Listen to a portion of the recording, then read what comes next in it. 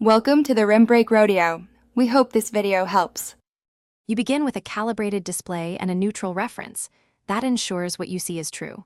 Once ready, pick the color balance tool and sample a neutral area or gray card to anchor adjustments. Start by nudging midtones toward neutral. Make small shifts, 5-10 units, so you don't overshoot. Then apply gentle adjustments to red, green, and blue sliders while watching the reference.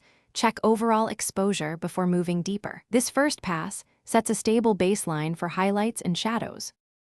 Now you refine each tonal range so colors remain balanced across the image. Work on midtones first, then switch to highlights and shadows with range masks or split toning controls so corrections don't contaminate other areas. Rely on the histogram to avoid clipping and use soft-proofing if you target print or different color spaces.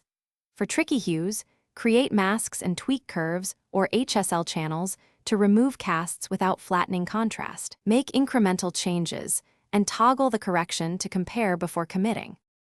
To finish, harmonize contrast, saturation, and white balance so the image reads consistently on multiple devices.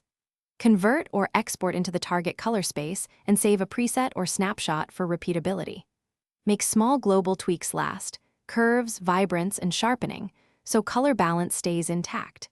If you notice a color shift after export or on another screen, isolate the offending range and reset those sliders. Or use the neutralize eyedropper on a known gray. That single step often fixes residual casts. Thanks for watching. Consider subscribing if we helped you.